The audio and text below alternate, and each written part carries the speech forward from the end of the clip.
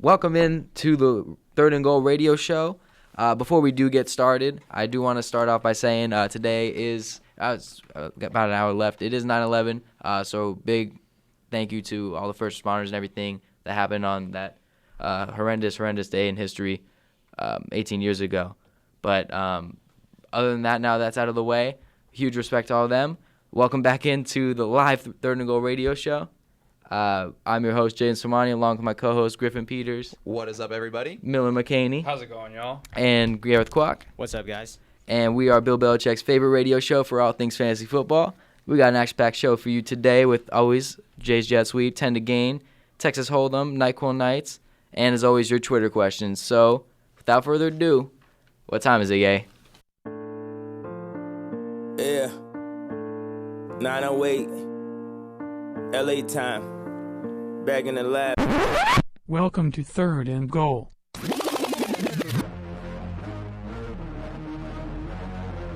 Mahomes looks that way, now will fire and hit his man at the 40. Oh, look out! Sammy Watkins takes it all the way. Explosion! Get down at 12, good protection. And there is Thielen, he is into the end zone.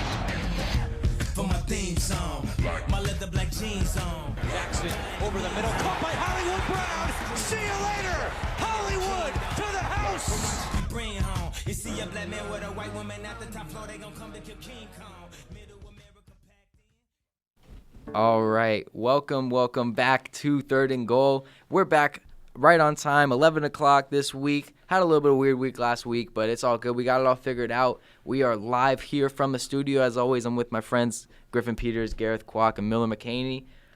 We got a big old show for you today. We're going to try and get through everything as soon as possible. Always starting out with the jet sweep. But first off, I like to be old-fashioned. Just how's everybody doing today?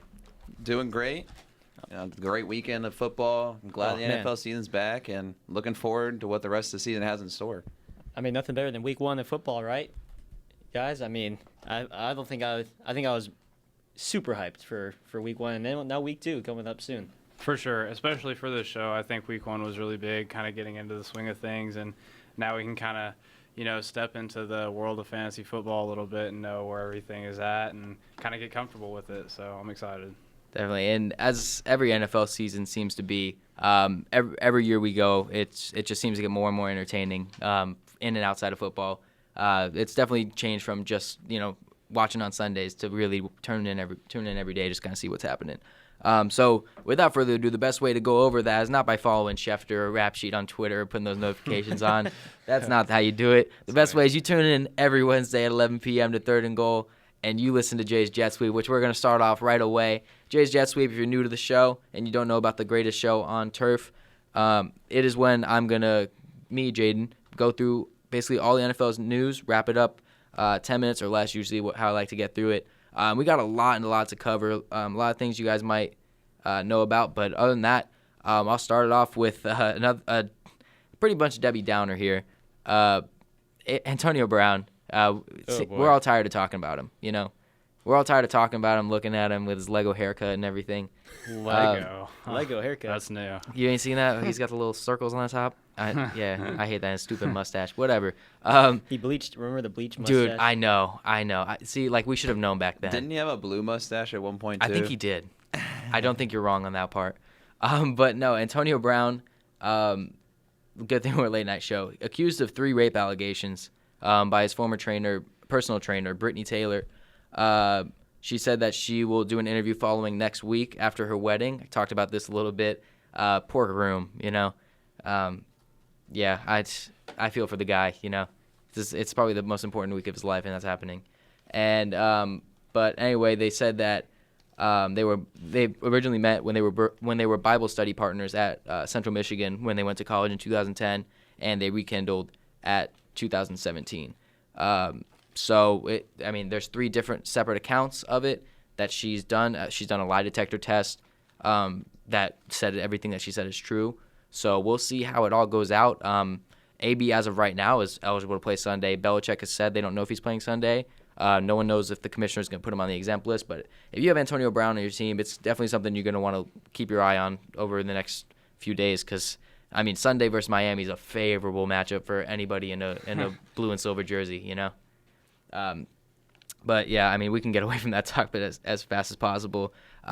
More sad news, Tyreek Hill, Speedy Cheetah, you know, out 4 to 6 weeks at least with the collarbone injury. It could go more.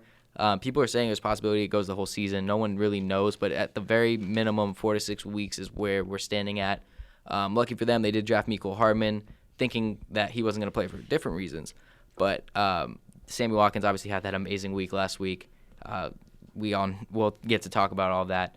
But, yeah, Tyreek Hill, if you got him, it's time to start looking to free agency, which you'll be able to think of some new people when you hear NyQuil Nights later. So stay tuned for that.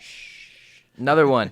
The injuries just keep coming. Week 1, it wouldn't be week 1 in NFL without injuries galore. Nick Foles, brand new Jags quarterback, Super Bowl MVP, goes to the IR. It's possible he returns this season, but for now it's Gardner Minshew, the rookie, set to make his first career start. They also traded for Josh Dobbs from the Steelers. He had a couple of starts back when Ben was dealing with his injuries, but you know, it's a young guy's game now in Jacksonville. The team that was kind of hoping to ride Foles through the playoffs, and we don't really know what's going to happen with him now. Another one just to keep an eye on, Jets traded a 6th-round pick for Demaryius Thomas with Quincy Enunwa going on the IR for the season with a neck injury. Enunwa just can't seem to stay healthy. He gets these injuries that you can't really avoid, so it's a poor thing. We were kind of hoping for a bounce-back season, but hopefully for a speedy recovery for him. Adrian Peterson set to make his start for Washington this week following Darius Geis getting yet another injury on his leg. This one was a knee injury, and it's just going to keep him out. That's all they've been saying. Not really going into details on what else is going to happen, but it's going to keep him out Sunday. So Adrian Peterson's going to carry the load, and Chris Thompson's going to be there to help as always. And familiar faces, this is all it's been so far on the jet sweep. Hunter Henry. I can give you – who wants to take a guess on why Hunter Henry's on the jet sweep? I say Griffin should go. Injury? It's an injury. Huh? Hunter Henry's out Ding, for ding, also ding. at least 4 to 6 weeks with a plateau fracture to his knee. Man. Can't catch a break, man. He really can't. Can't catch a break every season, man. He's so promising, and it's like an Eifert career. It's like when do we call it quits? You know, we don't know. They're gonna keep pushing through. But what was interesting is that Coach Lynn also said that he's concerned about Mike Will's knee as well. As we know, Mike Will was kind of shaken up on Sunday, so keep an eye on him. He's definitely another promising young stud for, I almost said San Diego, but Los Angeles. Bruce Arians praised Ronald Jones after a strong second half for Ronald Jones. That running back situation is so weird in Tampa Bay. We know how Arians loved. I mean, Arians started Chris Johnson and Andre Ellington over David Johnson for 3 years. So, we never know how it's going to go. You could be the best running back in his system and never play. It's just how it goes. So it's something to keep an eye on. But Bruce Arians is praising him a lot, but also still starting Peyton Barber this week. He's already announced that. So that's kind of crazy. A big news coming out of Sunday was the first time in NFL history that 4 rookies had at least 100 yards in the first week of the NFL, which is kind of crazy. Marquise Brown, Hollywood Brown, 147 yards, 2 touchdowns. T.J. Hawkinson, the tight end, 131 and a touchdown. Terry McLaurin, the speedy receiver at Ohio State, 125 and a touchdown from Case Keenum. And A.J. Brown just scraping the barrel at 100 yards, no touchdown. Just just gets there. So it's really cool to see the young guys producing. A lot of them are just shot up in fantasy rankings because of it. A lot of people are picking them up in free agency. And so it's definitely interesting to see like a lot of good offensive production from what was a defensive-minded draft this year. I know we talked about that last year in the 3rd and Goal. Everyone's favorite kicker, Corey Vedvik, got waived again. Seems like he's just going to go through every team at this point. Sam Ficken was the new kicker, so if you're a big Jets fan, there's your new guy. Congrats. If you had Vedvik for some reason on your team, you shouldn't have him anymore. Devin Funchess, another guy, can't catch a break. Finally gets his chance, gets to a new team, gets away from Cam Newton's noodle arm, and now he goes in the IR with a chance. He has a chance to return, but he broke his collarbone. He already had successful surgery, but it's going to keep him out most of the season, so probably your whole fantasy season. And one of the biggest things, I threw this in here just because it's very interesting. The NFL's all-time leading scorer in the NFL, all-time. There's no one that scored more points than this man, Adam Vinatieri. Ooh. He's going into hopefully his final season. We don't know what it is. The guy's 67 and a half. I don't think he'll ever retire, but I don't. Well, he should. Might He want keeps to after kicking this like week. he did. He went 1 for 3 on field goals and he also went 1 for 2 on extra points. So if you count that up, he made 2 out of 5 field goals in total, counting extra points. And there was no field goal that he kicked that was over 50 yards. Yeah, that was very uncharacteristic of him. I think he missed like a 30-something yarder, and he missed like 2 40s, and then obviously an extra point, which is just insane. Like this is literally the GOAT. There's no like debate. That is the GOAT. No one has scored more points than this man. And to start off his season like that, he even came out and said like they lost that game because of him, which I mean you can't blame him because they barely lost, and he did that. So definitely disappointing, but we'll see. A lot of people like Vinatieri in fantasy. He's always a solid guy to have. So definitely something that might have ruined some teams if you have negative kicker points. But other than that, I mean, the NFL is getting crazier. I wouldn't be surprised if something comes out during the show about something I've already talked about. But other than that, that's the Jet Sweep for the day. If I missed anything, you guys can let me know on Twitter at 3rd and Goal Blaze. You can go check out the YouTube. If you're not listening to us now, you're going to be listening to us in a day or two because you can go online to YouTube, type in 3rd and Goal Radio Show. It'll be up there. We also post the link on the Twitter and everything as well. So make sure you go check those out. Check out all of our social medias. You'll see them on the Twitter as well. And without further ado, we want to get to the next parts of the show as fast as possible. So we're going to go to this quick commercial break so we can get you right away to the next segments. Welcome back to 3rd and Goal. As again, I'm with my friends, my colleagues, Griffin Peters, Miller McCaney, Gareth Kwok. We're all here. Like we said, interesting first week. But now we get into pretty much our favorite, the thing we look forward to every week. I've been counting down the days, mostly because of the standings, which I'll definitely let Gareth get into because I want to hear it from his voice. Gareth, you want to take it away with your favorite segment? Yes, sir. We are going to be playing 10 to Gain game show. And, it was a game that we started last week, and I'm going to give you guys at least a quarterback, running back, wide receiver, and a tight end duo. You guys are going to choose between one of those two. And I don't try to give you guys the obvious ones, like a Matt Ryan or a Patrick Mahomes. You know what I'm saying? Like you got to come up with the ones that you might make or break a week, right? I got you. It has to be the ones that are not as obvious. But here we go. I'm going to give you guys the first one, the quarterback position. I'm going to go with Big Ben Roethlisberger versus Seattle at home, or do you go Phillip Rivers at Detroit? This one's easy for me. You got Griffin? This okay, is go. super easy I'm for gonna me. need a little second. I'm gonna leave me a little gander to think. Okay, well, right. I'm just gonna go You go because ahead. Ben Roethlisberger looked awful in Week 1 against New England. He probably looked the worst on an opening game that we've seen in a while out of him. He was missing easy throws, and they only put up 3 points on offense, and that definitely hurt James Conner as well. I didn't like what I saw at Big Ben in Week 1, so going into Week 2, I'm going to hold off on him. I'm going to go with Phillip Rivers. Detroit's defense wasn't impressive, especially down the stretch against Arizona. Kyler led a miraculous comeback that ended up in a tie. So I like Phillip Rivers a lot more, even though it's on the road. Seattle's a way better defense. I think they might be better than New England's defense, and considering how Ben played in Week 1, I'd stay away from him. Lock in Phillip Rivers. All right. Do you have yours or no, Mil? You need a second. I'm gonna let you go. You gonna let me go? Thank you so much. I appreciate that. I hate to have roommate to roommate connection from last year, but I think I'm gonna go Phillip too. I want to go Ben. I mean, Seattle right now ranked 19th in the pass game for fantasy points against quarterbacks at least. And we saw Big Ben last week, and as much as I've been saying this has been Big Ben for years, now people are finally catching on to it. I don't think he's going to have as bad of a week he did. But when you look at what Kyler Murray was able to do against Detroit last week, especially in the second half, he was decimating their defense. They had no answer for him, which ended in a tie, which is just such a weird stance for them to be in. So for Phillip Rivers, I don't think he's winning it because of the talent around him because, he lost Hunter Henry. Mike Williams isn't healthy. It's really just him and Keenan Allen right now. But the fact that I think that he's going to win is because Eckler is a pass-catching god from the back.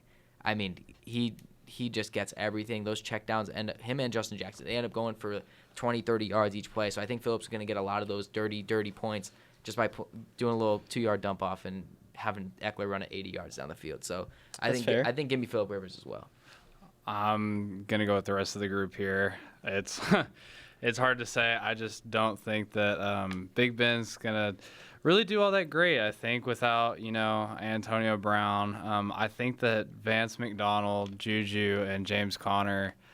I don't know how good they're gonna be, especially when defenses are gonna play to double team Juju and they're gonna stack the box against James Conner. I really just don't think there's much else that they can do with that offense. So I'm gonna take Phillip Rivers as well. We haven't seen much of Mike Williams yet. Hunter Henry's gone now. But I think that this offense is going to strive this week. And I think that it's going to be a good, high-scoring game against Detroit. So I think that Phillip Rivers will end up with more points here. Really? Okay. Uh-oh, Quack. It's all to you. Really? Because I say that because, I selected Big Ben in one of my leagues, and I'm going to ride with him this week. Ooh, I'm okay. gonna ride with him. Okay. And, I'm not saying Phillip Rivers is bad, and I think he's always very consistent. But, Big Ben, yes, obviously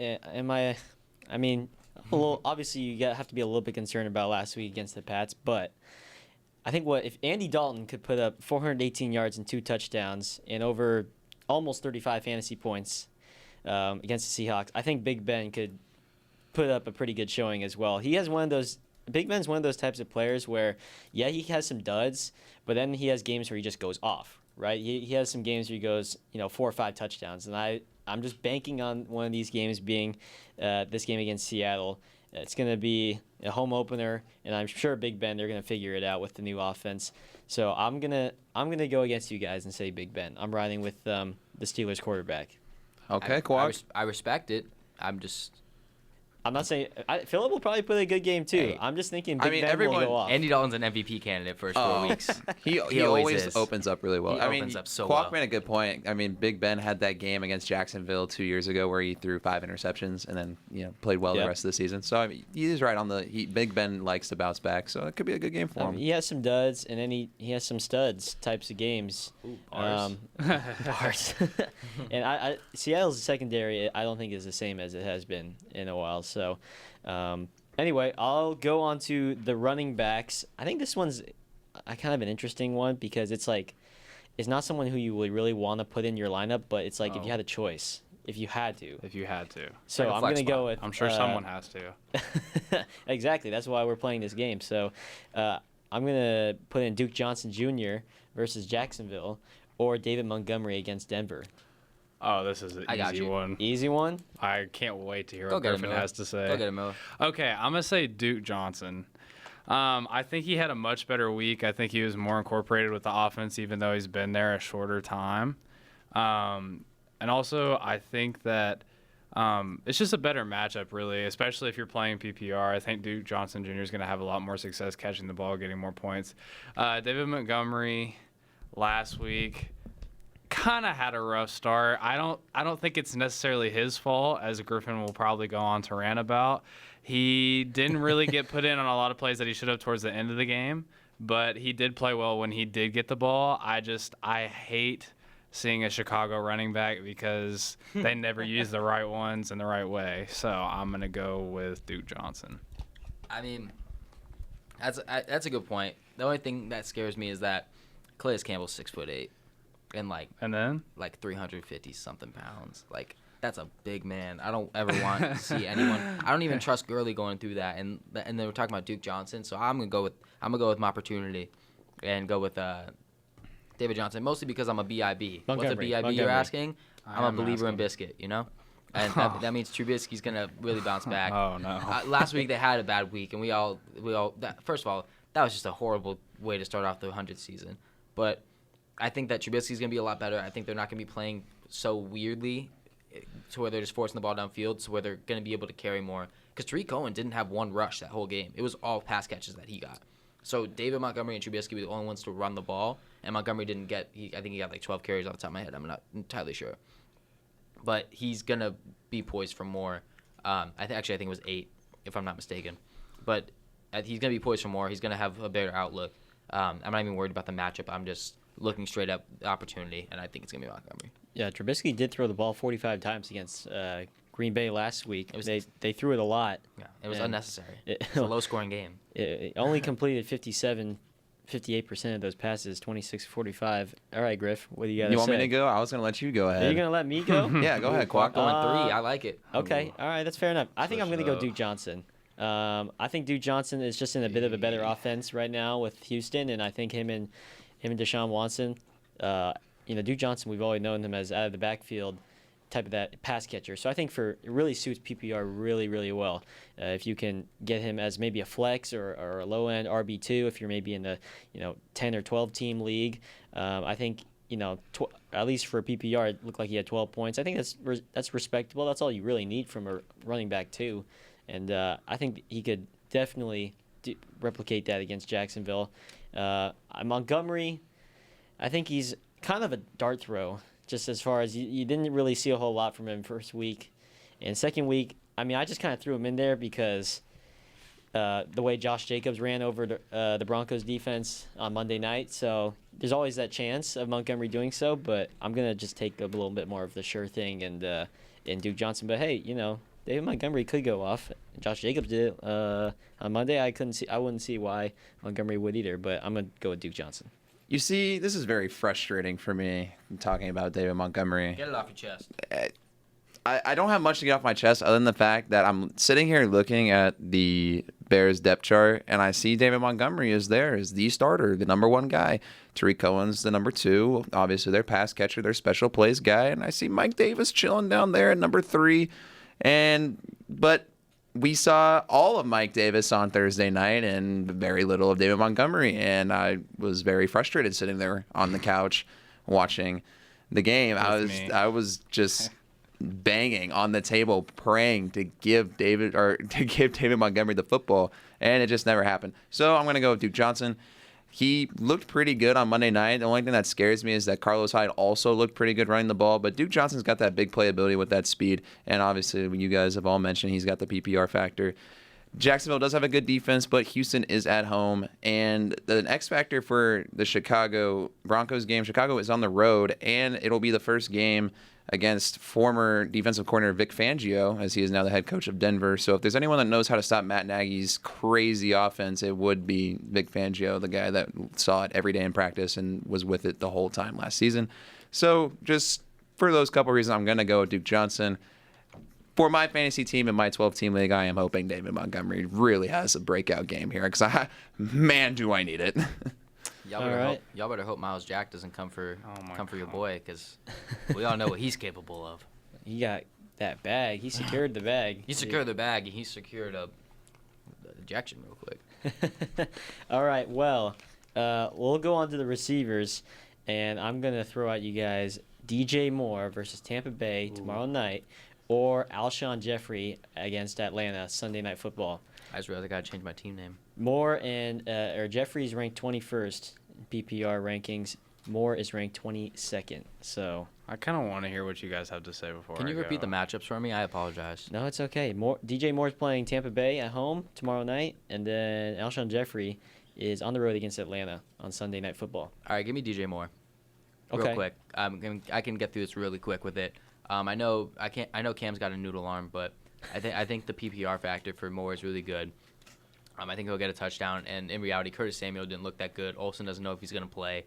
The really only other threat is C-Mac, and they're going to be obviously covering him on a hawk. But you look at the Buccaneers secondary. No, I'm not scared of anyone in that secondary. I can't really name. Hargreaves is pretty good. Yeah, Hargreaves is pretty good, but he's 5 years too late of his prime.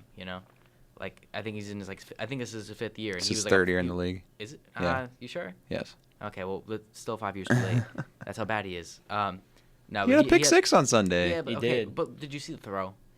The yeah, throw was bad. I will attest that Jimmy G throw was pretty bad. I don't know what that throw was, but no, the thing is that, DJ Moore is the guy. You never know with that Eagles offense who's going to be the guy that week. Last week it was Deshaun. Even though Jeffrey had a good week, Deshaun was balling out. So I'll take the worst defense and the more opportunity in DJ Moore. No pun intended. That make you a little giggle? That made me giggle a little bit. I'm going to go second here. I'm going to go DJ Moore also. It's simple. Tampa Bay's defense wasn't anything special on Sunday against San Francisco. DJ Moore had 7 catches for 76 yards. He didn't get a touchdown, but that's 14 points, 14.6. You're playing decimals, as Quack would attest to after his win this week of 0.1 points. Love you, Ty. So if you're playing decimals, that's about 14.6 points just alone off catches and yards. He scores a touchdown. He's over 20, and he has one of the better weeks for a receiver. That's a solid number out of any wide receiver spot. 2, flex, 1, anything. You'll take that. And against Tampa Bay, I think he will get that touchdown. Like you said, Curtis Samuel wasn't amazing. Greg Olsen might not play. And then I just don't really. I mean, Alshon had a rushing touchdown on Sunday, and that caught my eye. I looked, I saw it. I was like, why? Why? I wasn't able to see it because I was in the attendance for the Vikings game, so I wasn't able to see the other morning games. But I saw it pop up on the scoreboard. Slight flex. Well, no, What game were you at? What'd you say? What? What game were you at? That was the Minnesota game. What college are we at? When they dominated the Falcons. I saw that rushing touchdown pop. I'm like, that's new. He doesn't do that. So he's being used in new ways, which is interesting. Atlanta's corners are, Trufont's solid, but outside of that, Keanu Neal is pretty good. But I don't think that's enough for me to take Alshon over DJ Moore, especially against Tampa. So I'm going to go DJ. Okay. Well, I heard Griffin only went to the game because Trevor was going. But I'm going to take Alshon Jeffrey in this one. Ooh, okay. I think that the Falcons are going to be looking to bounce back this week after a tough loss to Trevor's Vikings. And I think that they're going to try and score a lot of points this week. I don't think their defense is all that great. So I think it's going to be kind of a higher scoring game, and I think Alshon's definitely going to secure a touchdown, maybe 2. So I'm going to take him this week in that matchup because I think that throwing the ball wise, I don't think Greg Olsen's that much of a threat really at the moment. So I think if there's a guy that Tampa Bay is going to try to stop in the passing game, I think it's going to be DJ Moore. That's fair. I'm still going to go disagree with you, though, unfortunately. I'm going to go DJ. I'm going to go DJ Moore as well. And I think here's the thing with Alshon. I think Alshon is I feel like he's one of those guys. He's kind of touchdown dependent. So he's going to get 2 or 3. So well, you would hope so, right? I mean, you hope so. Forget that he's getting. Deshaun Jackson kind of makes it a little bit more interesting now that he got the 2 touchdowns. I still don't know if Deshaun will really be able to keep that, but I think DJ Moore could be a factor in there. Yes, McCaffrey is that the number 1 as far as fantasy scoring, but I think Greg Olsen actually had a bit of an injury this past week. Apparently there's a back issue, I think, with him. Yeah. So if he's not able to. There's a what? It's a short week too. So okay, it's short week because they're playing Thursday, so it's hard for him to recover real quick. Yeah, so I think maybe there could be probably a 50-50 chance he doesn't play, and I think DJ Moore that game Cam will be looking for him a lot. And I think 7 catches for 76 yards. That's not bad for him. And I think against Tampa Bay, I think Cam will be able to find him over the middle or whatnot. And I just think I don't know. Jeffrey's one of those kind of deep ball, touchdown dependent type of guys. It's just a little bit more risky. That's just me. I don't know about your odds when you go on Bovada and whatnot. You know what I'm saying? But I play it safe a little bit more. I play it with the more consistency, so I'll go DJ. Okay, I'd like to make a little stat correction, Jay. When we were talking about Hargreaves, he was actually right in the middle of what we said. I said 3, you said 5. He's 4th year. This is his 4th year. It's his 4th year. So I just wanted to clarify that. Perfect. We'll do this together. All right, moving on to the tight ends. Kelsey. No. Yes, we're choosing between Travis Kelce. Not everyone and picked Zach a tight end Ertz. in the 5th round. Okay. 20. I don't know. Travis Kelce and Zach Ertz. I'm just kidding. We're gonna go with actually Darren Waller versus Kansas City, Walrus, or Delaney Walker versus Indianapolis. Ooh. All right. 2 pretty good tight ends. They both had good games last week. Quack, go first. Oh. Me? Yeah, yes, you. Me? And give the people what they want. Oh, man, this one's a tough one. Both guys had good weeks last week, but I am going to take Delaney Walker. Okay. Delaney coming back off the injury, and I think that first game against Cleveland was a pretty good sign against a pretty decent defense. And so I think, if considering how Phillip Rivers kind of tore up Indy's secondary a little bit, and I think Mariota is going to be able to do that at home as well. And Delaney Walker, he's always been a huge part of that offense. And I mean, when you think of Tennessee, like Corey Davis, yeah, he's been their kind of their receiver, but I feel like he's still just very inconsistent. He hasn't really broken out the way people have thought. Whereas I think Delaney, now that he's healthy, and I had him, the year before he got hurt, he was always mostly consistent. He's so reliable. He's very reliable. I love Delaney Walker. And so, against the Colts, I think he'll be able to get definitely some red zone targets, hopefully get a couple of touchdowns. Waller's pretty good too. I mean, Oakland's probably going to be throwing a lot in that game against Kansas City, but I'm going to go with Delaney Walker. So I'll go next, and I'm going to go with Darren Waller. Quag mentioned it just at the very end there. I think Kansas City's going to put up a lot of points on Oakland, even though they're on the road. I don't think it matters. I think Mahomes is just by far better than anyone on that defense, and we saw what Sammy Watkins did. Mecole Hardman will probably get some action out there. And then, obviously, Travis Kelce is probably going to go to work, especially after Mahomes missed him trying to no-look into the end zone in the last game. He owes him a couple touchdowns for that, and if he didn't buy him dinner already. And then Waller had 7 catches for 70 yards against the Broncos defense. And if we saw what Derek Carr did last year, we talk about Andrew Luck used to hyper-target tight ends. I don't want to say Carr hyper-targets tight ends, but he does like throwing to them. Jared Cook basically had the year he did last year because Derek Carr just fed him the football. Granted, the Raiders didn't have many other options, but it's nonetheless, Waller had 7 catches in week 1, so Derek Carr obviously likes going to his tight ends. In a game where they'll be throwing a lot, I will pick Darren Waller over Delaney Walker. I personally think Derrick Henry will be eating in that game against Indy, especially at home. Let me hear you. You want to hear me? I want to hear you. It's the nicest thing I've heard all week. Thank you. That's not true. Okay, so you didn't tell me good morning this morning, Griffin. It's literally morning now almost. But I hope you tell me good night.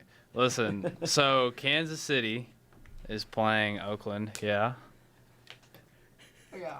I'm going to take Darren Waller as my tight end out of the two. I agreed with a lot of points that Griffin said personally because I think that Derek Carr is going to have a hard time playing in this game as anybody does playing Kansas City because you're going to be having to play catch-up the entire game. So I think that a safe, reliable target will be Darren Waller this week. 7 catches for 70 yards is pretty good.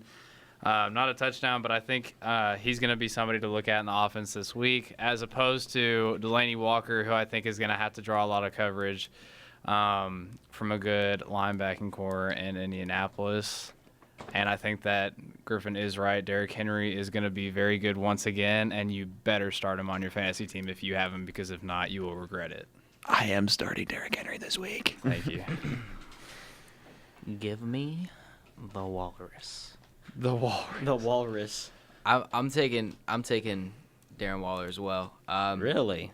Here's my reasoning, and you can call me cute, but I think Casey and I'm not going to do that, by the way. I think Casey and Oakland's going to be a shootout. And it sounds weird coming off the tongue, but Oakland's offense looked pretty good last week. They were moving around that dirt field pretty damn good.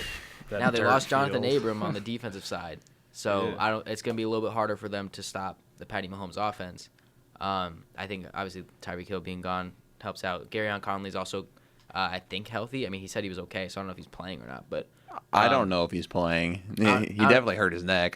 He said it's not serious. Yeah, they said it was just protocol to put him on the stretcher, and he's fine. But I don't know if he's actually playing or not. But either way, I think that these offenses are both poised, because Kansas City's defense is not special. We all know that. Oakland's defense isn't that special. We all know that. So I think it might be an offensive shootout. I think the Chiefs are going to win too, which kind of means that they're going to have to play from behind, which just means more and more targets for the Walrus.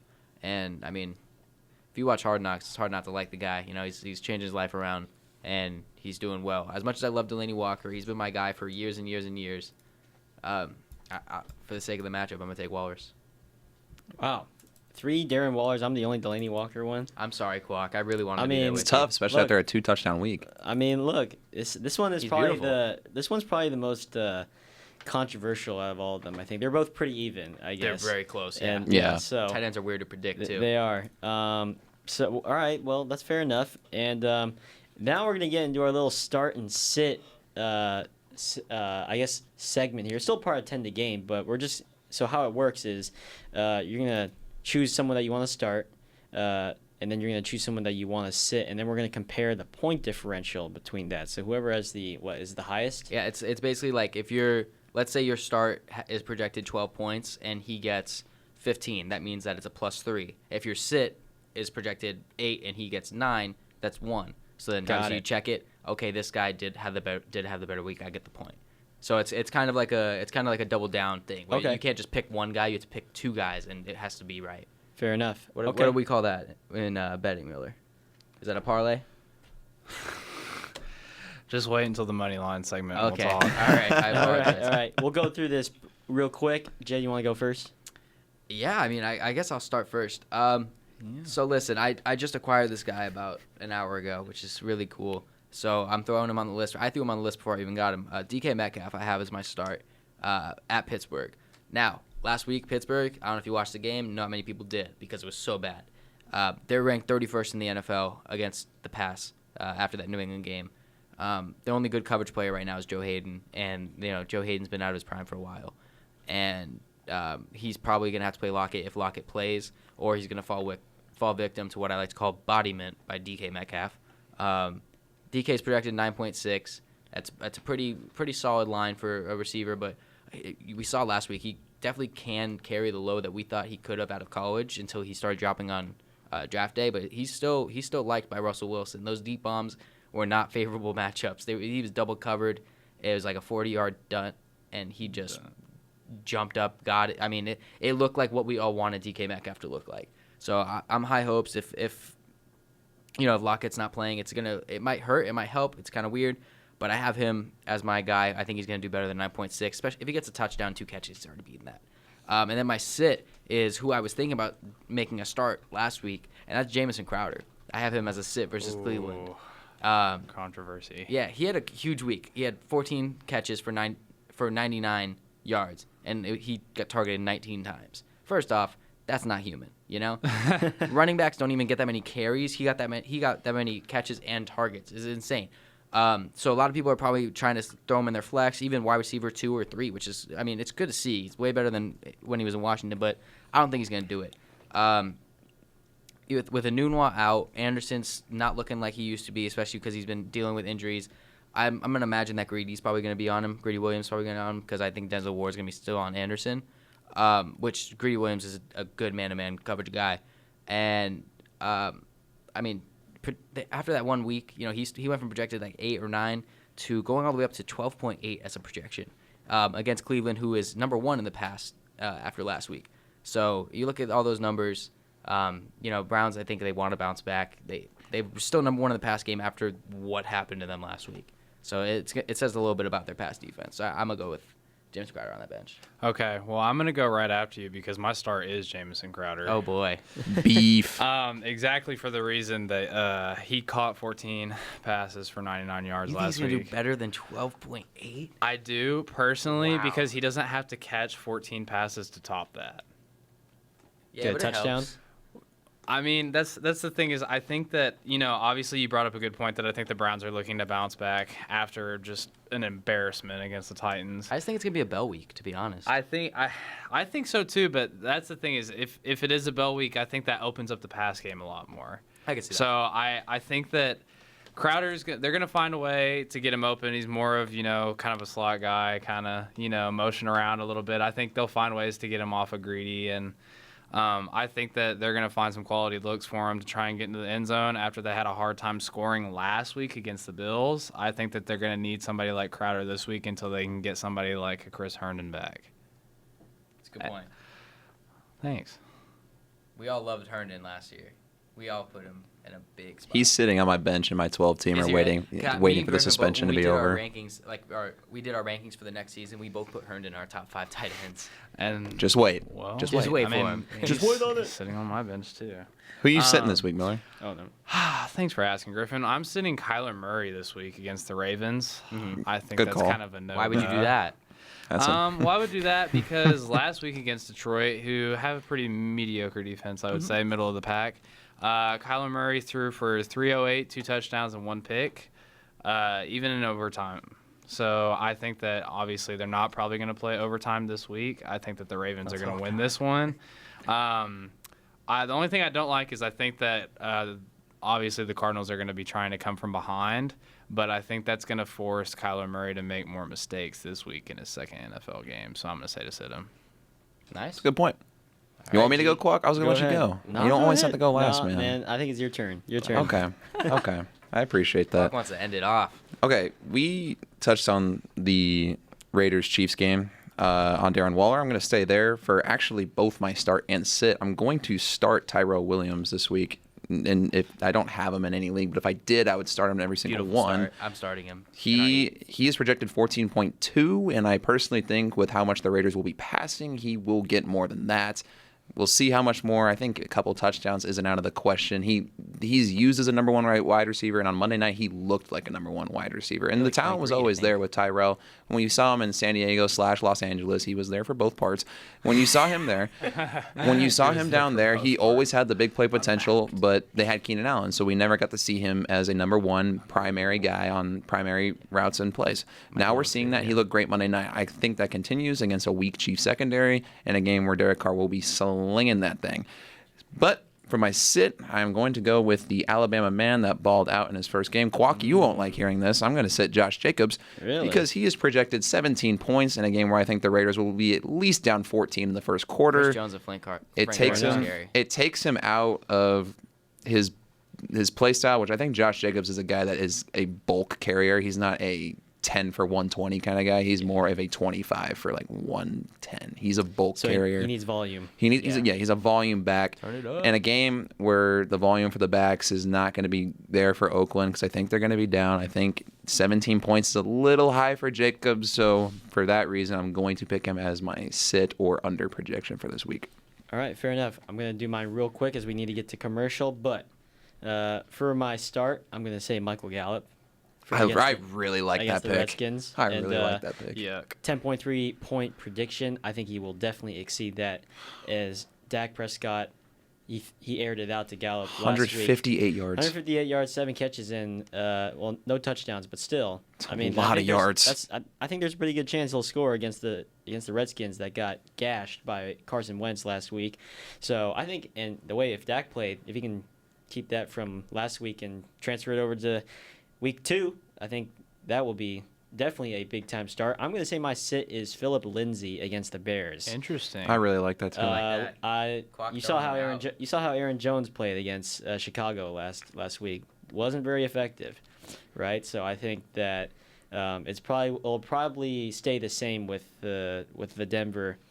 Denver's ground game. I think Lindsay is. I like him as a player, but this matchup does not suit him very well. I mean, it's the Bears defense. They're always going to make it hard on running backs. So, Gallup my start, Lindsay my sit. Jace, real quick. Very, very, very quick.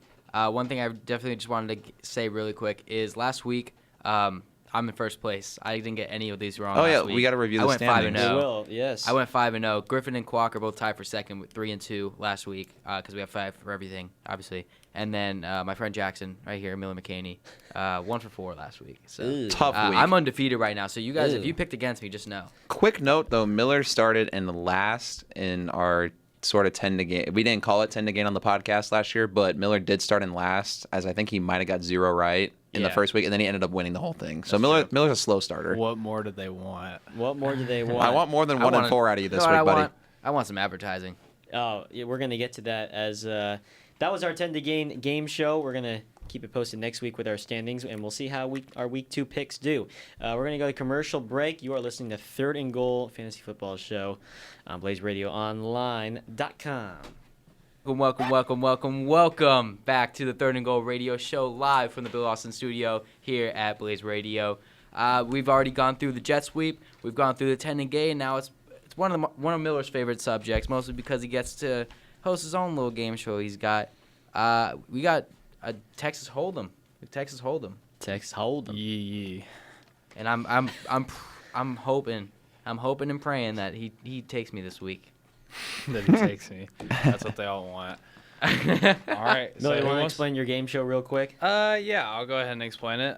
Second week around. All right, and then very early, we're going off of Yahoo Daily Fantasy.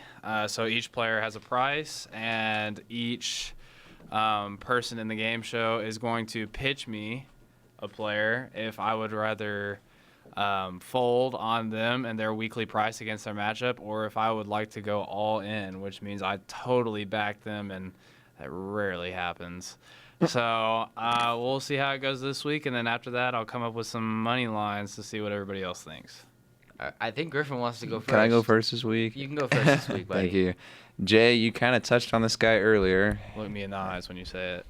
Jay touched on this guy earlier in the show, Miller, as I stare deeply into your eyes right now through the windows here in the Bill Austin radio studio. My guy this week is a wide receiver, and his name is DK Metcalf. He is a price of $13. Ooh, a bargain. In his debut in the NFL, he had 4 catches for 89 yards. Okay. It's pretty solid. He made one of the Bengals corners. I don't remember who exactly it was. He made him look like a little boy. A little tiny elementary school kid. He's going to make some more Moss-like catches. Exactly. Man. And the note, he's one of Wilson's favorite targets. He's huge, he's fast, and he played really well in his first game. And then if Tyler Lockett misses the game with that back injury that kept him out of practice today, something to keep your eye on. I mean, DK Metcalf is the guy in the receiver core. $13, you throw him in there, one of your lower ends. I mean, that helps you get Saquon. I'm just saying, $13 for Metcalf's a pretty solid deal. Saquon's $40 too. I really like your points. I will push that. I will put my chips in as DK Metcalf. I really like your points, especially because I don't think Seattle, and they're playing Pittsburgh, mind you. Yeah, well, especially with Tyler Lockett having some issues with injuries and whatnot, and there not being a prominent tight end there anymore now that Jimmy Graham's been gone for a while.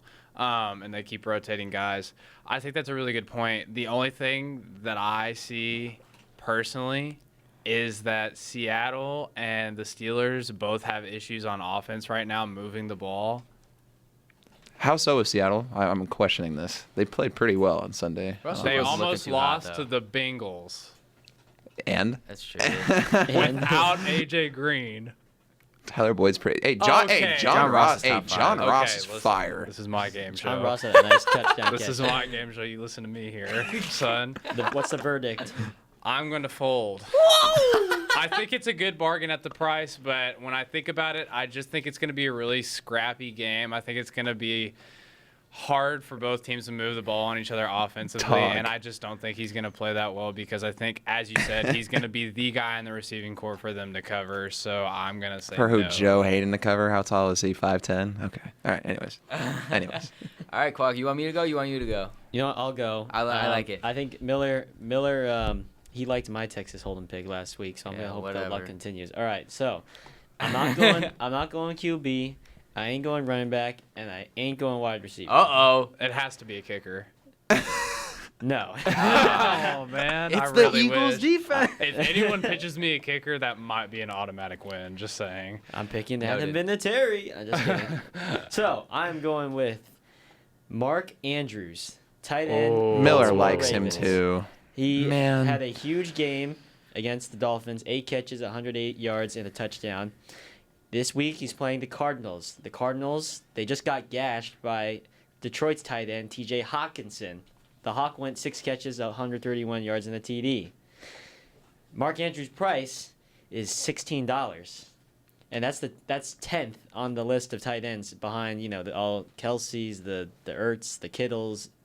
That's a pretty good under $20. Only 10th. Okay. Under $20. $16. Teams. 10th okay, is Gareth, top 10, I'm going to keep you at 2-0 because I'm going to go all in. I think that's great value for somebody that's going to end up being a top 5 tight end in the league right now.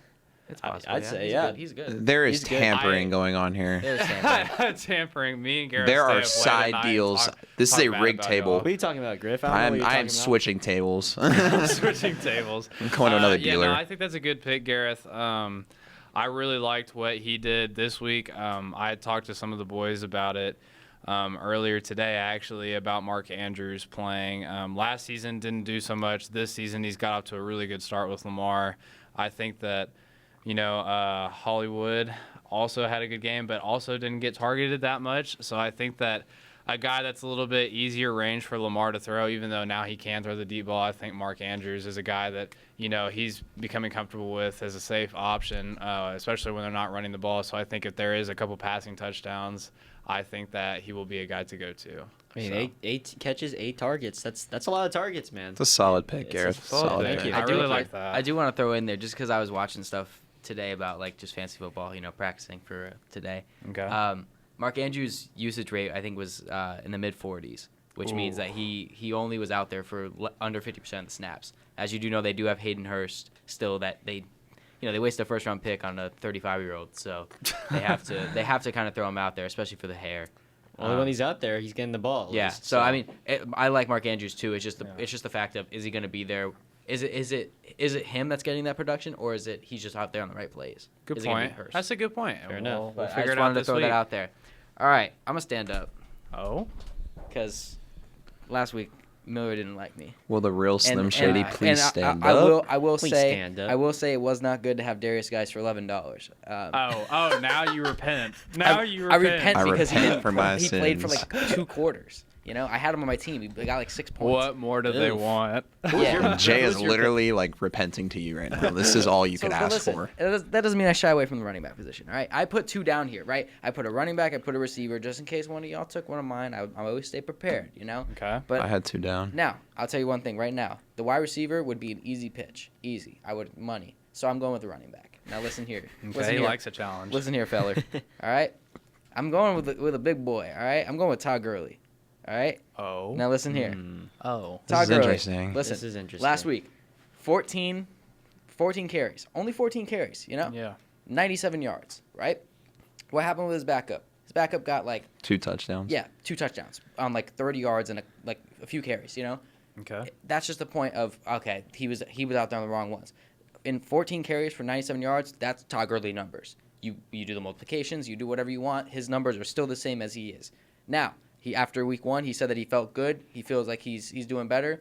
They're versing New Orleans at home, who right now their run defense is ranked 13th in the NFL on ESPN Fantasy at least, right? Okay. 13th in the NFL, right? That's pretty good. That's Better than average. Better than average, right? Who did they verse last week? Duke Johnson. I'm not scared about 13th. If they're 13th versus Duke Johnson, that means they're going to be 29th versus Todd Gurley, okay? In my opinion. Okay. Now, so that's how that is. He's an RB1. I think all of us can agree that Todd Gurley, if you have him as your number 1 running back on your fantasy team, you're still looking at your team like, I'm pretty good, I think we all can agree on that. Now, he's the second highest paid running back in the NFL. We all know that, Obviously Zeke took over because whiny, but it's okay. We all know Gurley was a possible MVP candidate last year if Mahomes didn't Mahomes, right? Past 2 years, Gurley's been like that. Here's why I picked Gurley. $18. Okay. $18. Okay. Quack, how much was Mark Andrews? 16. Okay. Griffin, how big was your big boy? DK? Yeah. It's $13. $13. Okay. Yes. So you're telling me for $2 more than Mark Andrews, you can get arguably the best running back in the NFL. Now, don't worry, I did some other things. Some other running backs are $18. Matt Breida. Okay. If you have $18 left, are you going to take Todd Gurley or Matt Breida? Let's be honest here. Tevin Coleman's out also. Okay, but is Matt Breida Todd Gurley? Let's be real here. Another one is Aaron Jones. We already talked about how none of us really like him against this matchup, and he looked horrible last week, right? Sonny Michel had 1.7 points in fantasy last week. That's rough. $25 for Sonny Yeek. Michel. $25 for Sonny Michel. He is playing the worst team in the NFL. Okay, but That thins. what did Pittsburgh look like last week?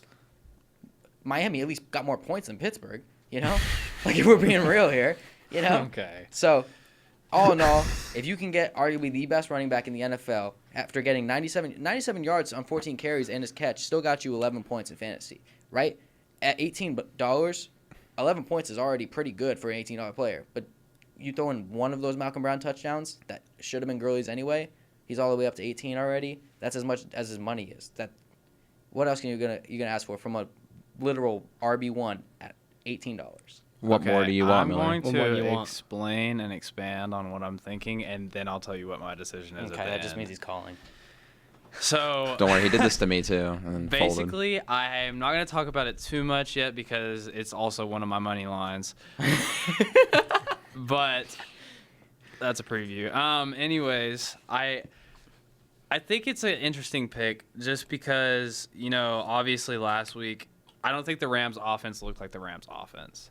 Yeah, I think it's a weird start. They're having like a slow turning wheel right now, trying to get it to go a little bit quicker. They're going to try and amp it up a little bit this week against a team that they're going to need to, because that game that they played last year was very close, very high scoring. They're going to need Todd Gurley. They're going to need all of their weapons to score as many points as possible. But that's the thing is, even though Todd Gurley feels good, there's a lot of people looking at the situation saying, why did he only get 14 carries if he's feeling so good?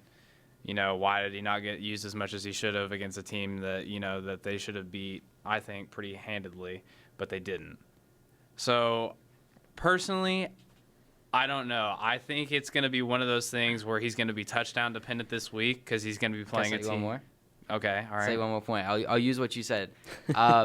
With everything that was weirdly happening last year with Gurley in the playoffs, none of us really knew what was happening. I think that them going in, especially with no one playing in the preseason, because if you remember, McVay didn't play any of his starters all preseason.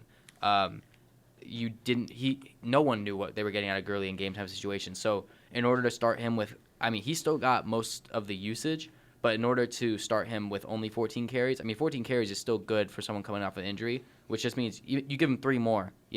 That's what, 17 if math is correct.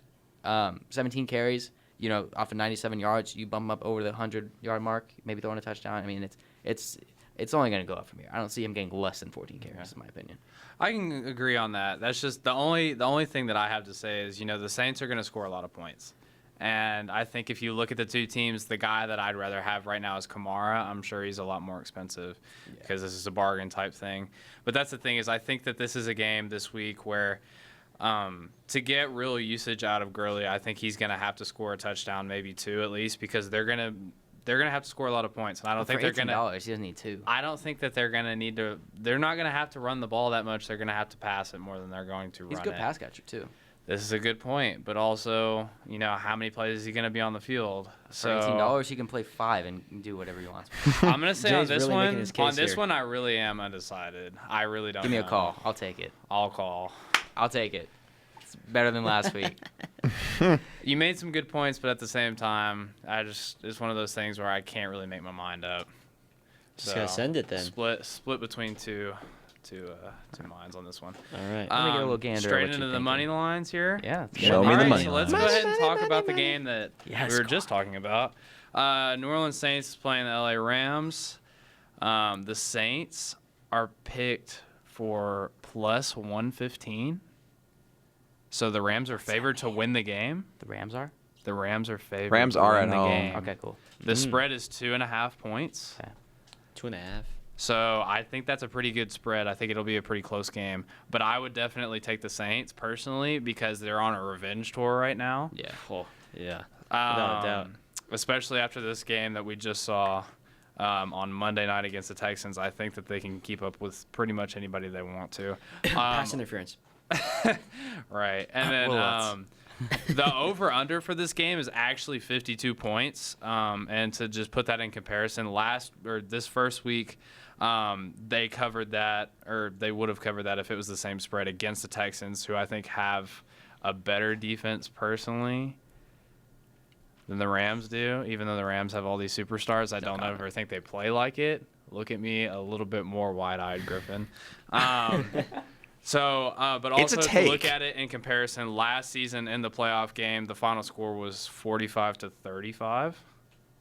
So that would have easily covered the spread. So I would take the over if I was you. Do you guys have any thoughts on this? Life's too short to take the under, as Trevor Leaf would say. I don't even know how to sports bet, so I just hear a lot of numbers. Yeah, it's honestly don't sports Probably bet. Don't do it. It's Arizona. It is I a can't even do it. nightmare. You legal residents of other states. Okay. We don't bet money. We bet Skittles. What are you talking about? I'll move on to the that's still a bet. I'll move on to the next game. New York Jets versus the Cleveland Browns.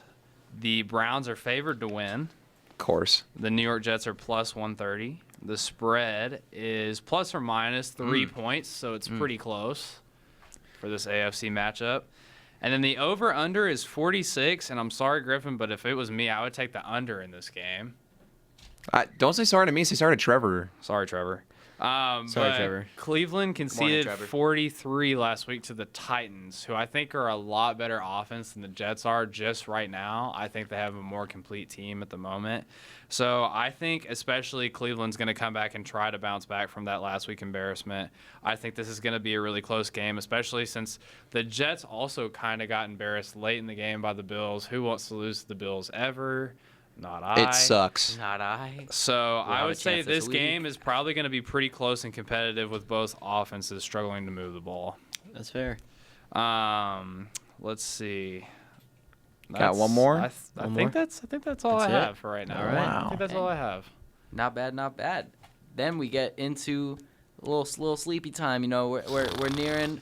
We're into Thursday. Happy Thursday, everybody. We got over the hump day, so it's only right to get through with our steeds up front in the NyQuil Knights. We can start on Thursday. Not can. sponsored by NyQuil, though. Yeah, not sponsored by NyQuil. Yeah. But if you want, Yeah. if you want, you know, we're not in California, but college athletes, you know, we can do stuff. Except we're not so- athletes. Hey, speak for yourself. I should have been MVP last year.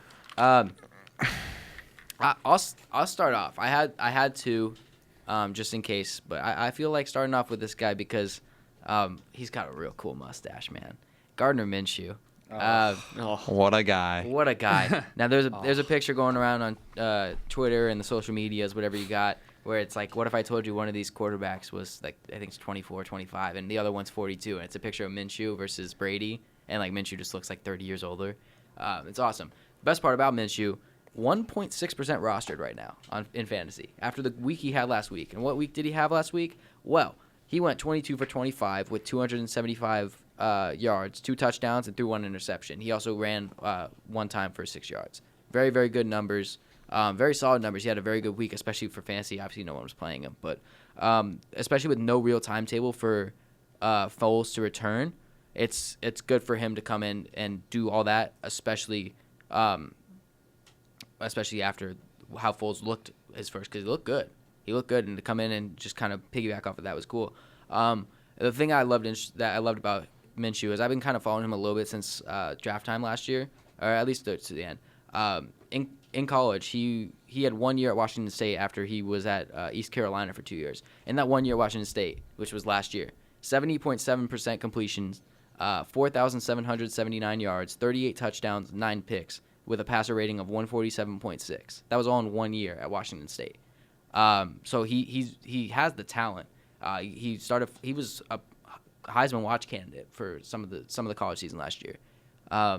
You know, he kind of fell down. I'm gonna be honest with you, I didn't even look it up, but I don't know if he was drafted or not. But it's one of those guys where it's like, how did he kind of fall when he looked like that? You know, Brady fell 199. We know the whole story about that. But I mean, when you look at what he's got, you know, DJ Chark looked amazing last week. Chris Conley's obviously a good threat. Marquise Lee's back and healthy. Day Westbrook. I mean, they have weapons across the board. And his first week is starting against Houston's pass defense. I mean, Jonathan Joseph's like 39, and they cut their second corner, Aaron Colvin, today. So I think it's a big, big thing, especially if you have someone like Baker right now. You don't know if you want to start him. Gardner Minshew is a good thing to at least pick up, see how he does throughout the season. I like it. I like that one a lot. Appreciated. I'll give you mine, but you told about Minshew. He was drafted in the 6th round, number 178 overall. Yeah. That was his draft position. For a guy that played really well and got Washington State's team back on the map last year. So that I like that. I like that. Like, well, I actually got him in my 2 quarterback league. I put all my money on free agents onto Gardner Minshew. So I like that. I'm going to the deep end of the pool here. This is for deeper leagues. I tend to go deeper leagues because that's where you find this. You got to really dig for some gold down there, man. You got to find something. So I'm going with a real shocker here, no pun intended. I'm going with Virgil Green, Chargers tight end. After Hunter Henry has suffered the fracture in his knee, he's going to be out for 4 to 6 weeks. 4 to 6 weeks. Virgil Green is the guy. He is their backup, and now he will serve as their number 1 unless they go trade for somebody, which I doubt will happen, because Virgil Green is a guy that's been around the league. He's a familiar face, and he's a pretty athletic guy that's got some solid hands. It's a guy that you like having on your roster as a number 2 tight end. He can get big, and he can get big in the red zone and go make some big plays for you. So I like his potential with Phillip Rivers. Now that he's the number 1, there's really not much competition for him. So I think in a deeper league, picking up Virgil Green, especially if you need help at tight end, because if you don't like drafting tight ends, you're kind of in a position like me, and you just go with week to week on that. So I like Virgil Green. He's my NyQuil Knight of the week.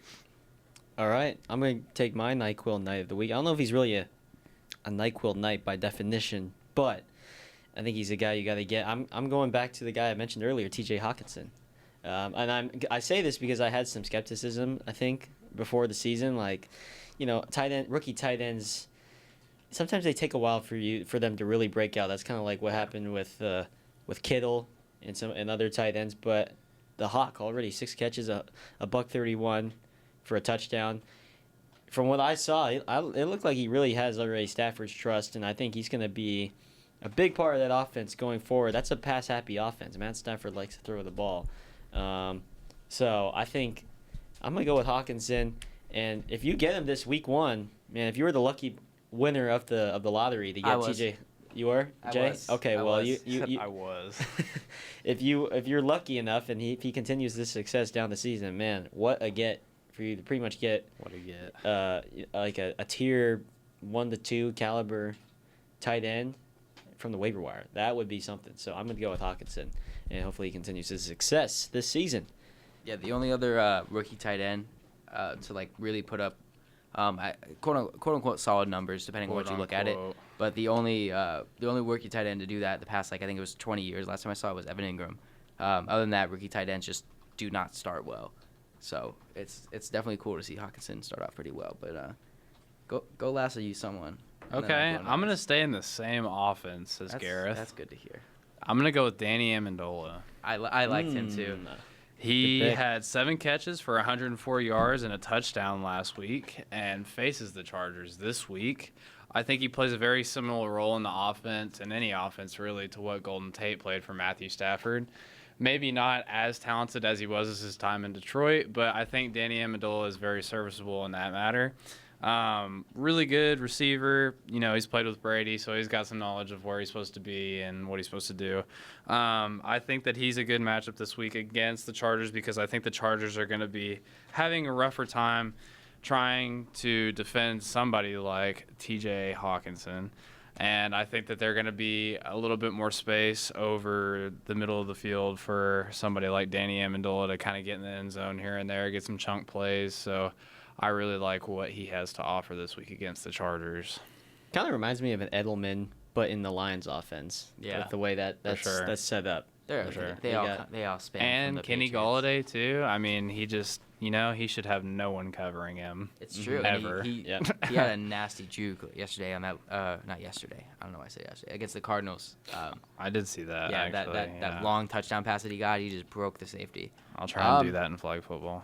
We'll see. I hope. You did have that one last year. There was a good pass, like a 10-yard pass. You just ran it. It was beautiful to watch, to be honest. Yeah. But what's more beautiful to not watch but listen to is your own words. I love hearing myself talk. I bet you guys too. Unfortunately, you're not talking on the show. We are, but we can talk about what you're saying, and that's what Twitter Questions is for. If you haven't followed us already, at Third and Goal Blaze on Twitter. It has all of our Twitter handles there as well. You can go on there and you look out for, you can put notifications on just so you stay updated on what we're doing with the show and everything. And you can see when the YouTube upload is up and everything like that. But we also do post the tweet the day of, just saying what questions you have. So we do have 2 Twitter questions today. And we'll start off with the he's here every week. Dom Stern. Every week he's got a question. Love you, Dom. My Back-to-back favorite guy. weeks. Yes. Loyal to the soil. He had a pretty solid question. It's now that Darius Geis is hurt, should you be starting Chris Thompson? What's your guys' opinion on that one? This is tough. I think you do if you don't have any other option at running back, but I think there probably are better options, but if you're deciding between Chris Thompson and somebody else, I think Chris Thompson could help out, and definitely in the PPR portion. PPR is the key word there, I think. Yeah. I was going to say, I think the only way you start him is if you're in a PPR that's at the very least 10, but I would say 12 is when you would actually look at starting him because Adrian Peterson's going to get the bulk of the load because we've seen Chris Thompson's play kind of just decrease the past few years, which kind of stinks, especially for people named Griffin Peters. Hey, Well, you guys know I'm a huge Chris Thompson guy because a few years ago he was one of the better flex. He was one of the best flex options in fantasy for PPR leagues. The dude was a monster. He was going off. He was going crazy, but I really think Adrian Peterson is safer to start if you have the choice between Peterson and Chris Thompson, which most people don't have. Obviously Peterson's not going to catch passes and Chris Thompson is. So it's tough if you're not in a PPR, go Peterson. If you're in a PPR and it's kind of a deeper league and you need a flex starter, throw Thompson out there. I wouldn't be opposed to it. As long as he's healthy, he's still that same option. I don't think Gruden wants to use him in any other way. I don't think he sees less of him. He's just had some unfortunate timing with injuries the last couple of years. So, let's see what he can do healthy, and if he can stay out there, then, man, he's a PPR threat. I'm going to take the wait-and-see approach on this one. I don't really know. Devin Singletary. He did. He had 4 He did better carries than for Montgomery. I will admit yards? this. For how many 4 yards? for 70. Everyone Montgomery 6 for 18. I was wrong. I warned you guys on the first show. You remember I said what Josh Jacobs? did? I was money. Griffin, did you see what Jay did like 15 minutes ago when he stood up and said he was sorry? Yes. I'll expect that at some point. I'm not going to stand up and say I'm sorry. I'm just going to admit I was wrong. Okay. But I was right about a few things on the show last That'll help week. me sleep tonight. But I would say, Chris Thompson, obviously, like you guys said, has had a lot of success in the past, but not so much. It's more of what have you done for me lately? And not really much is the answer to that. So I'm going to say wait and see, because I think he's now going to be put in a position where he is going to have to do something to kind of prove his worth right now to the team. So I'm going to say this is kind of going to be kind of a prove it week, and I think it'll be a gamble to play him. But if you do take the gamble and it works out, good for you. It's all good things. Obviously, there's no wrong answer with it. Last question of the day comes from my grandpa, my papa. Nice.